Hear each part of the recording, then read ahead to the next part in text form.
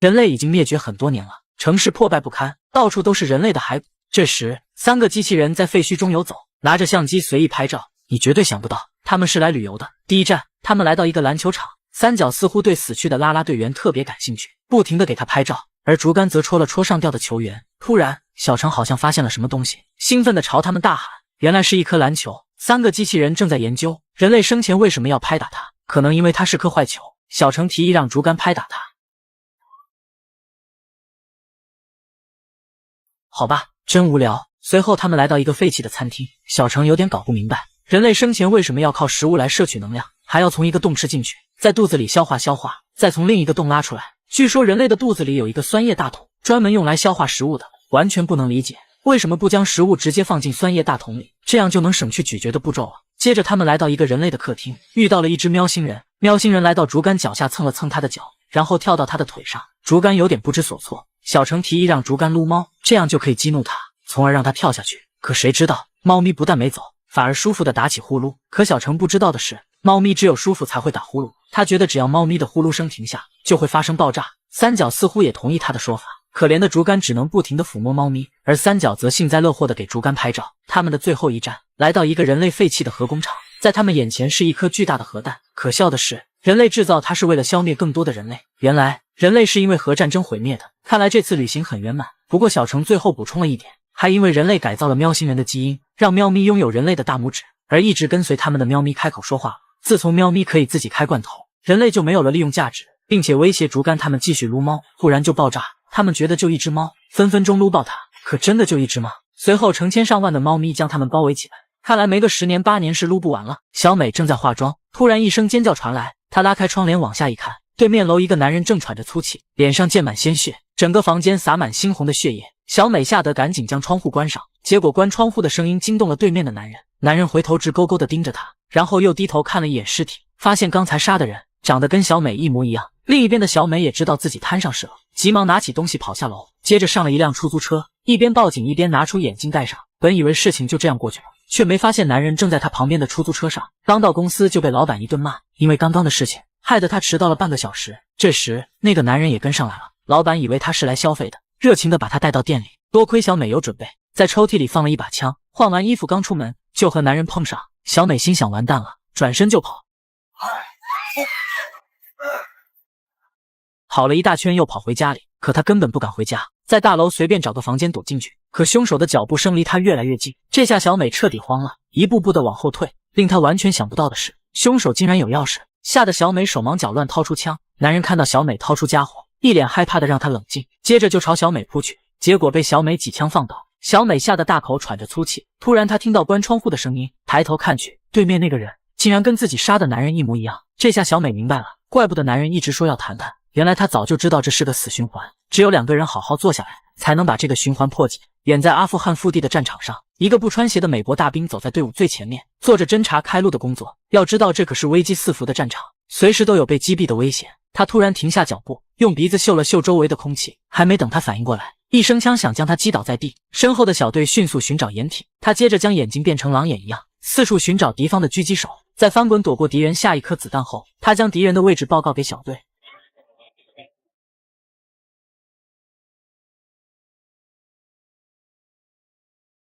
随着小平房被打烂，身中2枪的士兵再度站起来，就像这件事情没发生过一般。士兵叫戴克，很显然不是一个正常的人类，旁边的中士也对他冷嘲热讽，甚至还称他们为狗兵。原来戴克是军队招募来的狼人，每到月圆之夜，他们就会化身为狼人的模样，爆发出强大无比的战斗力。戴克的好基友索尔被中士激怒了，愤怒的他逐渐长出獠牙。中士见事情不妙，这才认怂离开。夜晚，戴克被炮火的轰鸣声惊醒，他用狼眸看到前方山顶正在发生战斗，这不免让他有点担心好基友的安危。在得到上级的同意后，他立马朝山顶的位置冲去。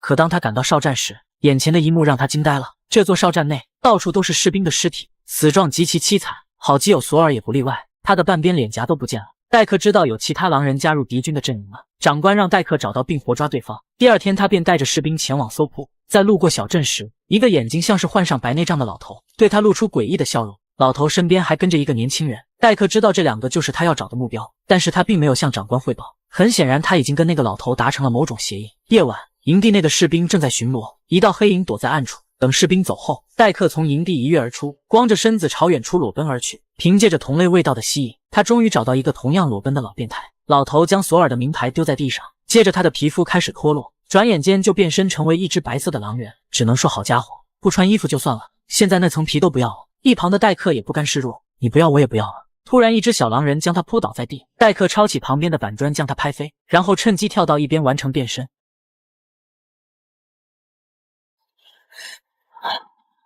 但老头和小狼并不打算就这样放过他，双拳难敌四手，戴克很快负伤倒在地上。小狼不顾老头的阻拦，径直朝戴克扑去，被戴克抓住脖子按在地上，一口终结了他。愤怒的老头将戴克撞下悬崖，两只狼人再次展开激烈的战斗，可终究是年老体衰，老头很快就被戴克反杀。他终于为好基友复仇了。第二天，戴克浑身是伤回到营地，他找到索尔的尸体，为他合上眼睛，然后抱着索尔的尸体离开。当人工智能不再遵循机器人三大定律，会发生什么样的事情？看看这只小狗就知道了。在未来的世界里，人类的衣食住行都有人工智能帮助，打网球只需要戴上 VR 眼镜，挥挥手就可以了。开车也可以睡大觉，智能驾驶会送你抵达目的地，就连遛狗都有机器人铲屎官代劳。这天，一只狗子对着机器人呲牙咧嘴，只听见狗子惨叫几声，它成了秃头小宝贝。主人花姐有些心疼地看着狗子，气坏的花姐想要将机器人关闭，却意外触发机器人的清理模式。这个模式原本是用来清理害虫的。在花姐一脸懵逼的时候，鱼缸里的鱼瞬间爆炸，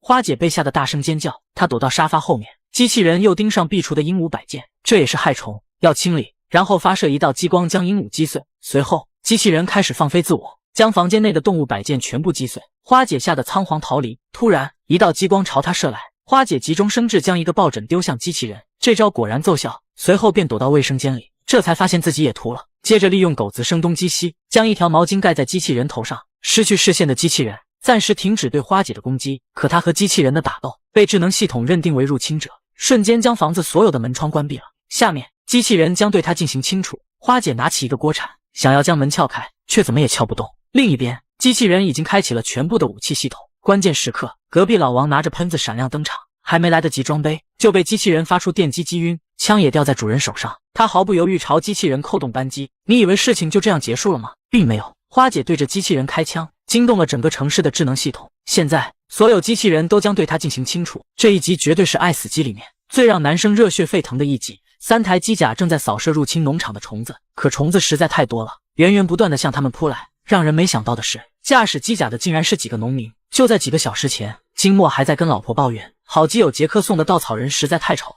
你没看错，外面那个巨大的铁疙瘩就是稻草人。这时，一旁的报警装置突然亮起，金默来到电脑前，屏幕显示有入侵通道正在开启，可他并没有很着急，似乎这种事情经常发生，嘴里发着牢骚推门出去。随后，一台机甲从仓库走出，驾驶舱坐着的正是金默。路过稻草人还不忘吐槽一下，很快他便来到入侵通道前，悠闲喝着咖啡，一枪将来犯的虫子击毙。当金默以为打完收工时，更多的虫子从通道内涌出，疯狂猎杀周围的奶牛。眼看虫子越来越多，金默只能带着唯一幸存的奶牛离开。可就在他转移奶牛时，天边出现密密麻麻的入侵通道。自知抵挡不住的金默，让妻子通知杰克和胖婶前往通道处支援。这个和坤在睡觉的宅男就是杰克。听到妻子的通知，杰克马上驾驶机甲前往通道处，而胖婶在解决最后一只虫子后，也驾驶着机甲前去支援。其他人接到通知前往地下室避难，防御系统启动，小型加特林升起。这时，3台机甲也来到通道前，无数虫子冲下山坡朝他们扑来。胖婶直接发射导弹对着虫子狂轰滥炸。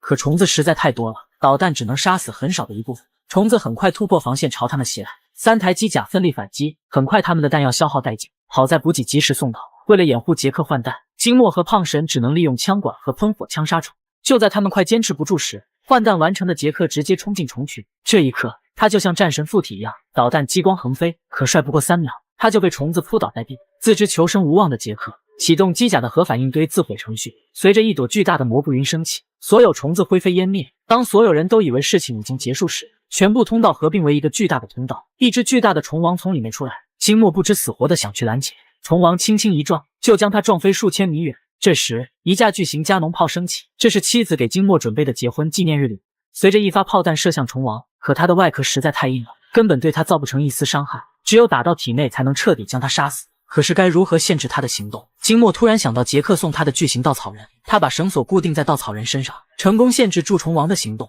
妻子看准时机，一发炮弹射入虫王口中，成功灭杀虫王。灾难结束后，几人正在享受着难得的宁静。随着镜头拉远，一个巨大的能量罩包裹着农场，外面还爬满密密麻麻的虫子。像这样的防护罩还有很多个，星星点点分布在星球表面，看起来就像一个个巨大的脓疮一样。在城市阴暗潮湿的角落，进行着一场恐怖血腥的斗兽搏击比赛。桑尼是为数不多的女驯兽师之一，驯兽师就是利用脑电波控制斗兽，进行无规则搏斗的战士。他已经在这里连续拿下17场比赛，100%的胜率。而桑尼的优势到底是什么？没人知道他为何每次都能赢得比赛。比赛前，一位黑帮大佬找到桑尼，只要他放水输掉今晚的比赛，就能拿到50万美元的报酬。可桑尼想都没想拒绝了。他的小伙伴告诉大佬，当初就是你这样的人毁了他。1年前，桑尼被一个黑帮抓走，不但侵犯了他，还对他进行了非人的实验。他脸上的伤疤就是那个时候留下的。所以桑尼不是为了自尊和地位比赛，当然也不是为了钱，他要将曾经的那些人全部肢解。随后带着小伙伴踏上斗兽场，他控制的是肉兽缓缓踏上擂台，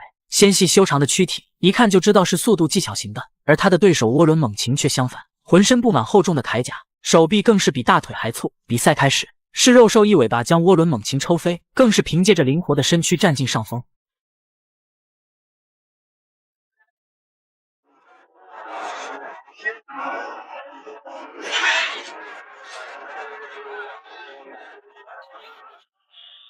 很快便将涡轮猛禽踩在脚下，硬生生将他的一根手臂扯下来，这才发现对方作弊，在涡轮猛禽的断臂里安装了骨刀，骨刀弹出，轻松切断是肉兽的触角，接着一刀捅进是肉兽的肚子里。就在大家以为是肉兽要输掉比赛时，突然他用自己锋利的头颅插进涡轮猛禽脖子里，成功反杀。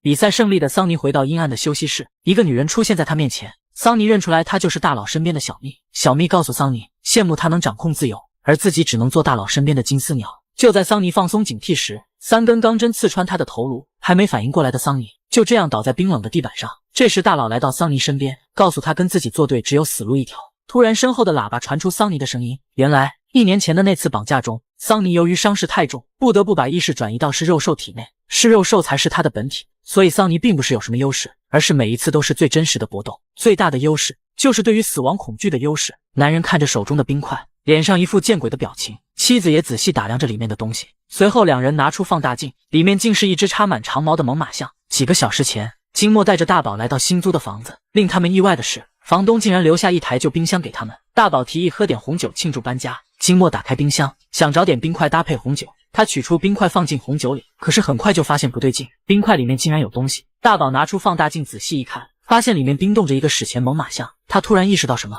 打开冰箱取出里面的冰块，可冰箱里出现的一幕彻底惊呆了他们，里面竟然藏着一个微缩的世界，看里面的发展程度应该是中世纪早期的样子。随后金墨将猛犸象埋在花盆里当肥料，虽然猛犸象只有米粒大小，但是并不影响它史前生物的身份。当他们再次来到冰箱面前时，这里的文明已经发展到工业革命时期了，各种建筑以肉眼可见的速度拔地而起。又过了2分钟，冰箱里面的文明已经发展到21世纪超一线城市的水平。正当金墨看得出神时，一枚核武落在城市中央。You're fighting a war in there. Calm down. Just calm down. 巨大的能量将他的脸烧得通红，而冰箱里面战争还在持续升级，一枚枚战术核弹在里面炸开。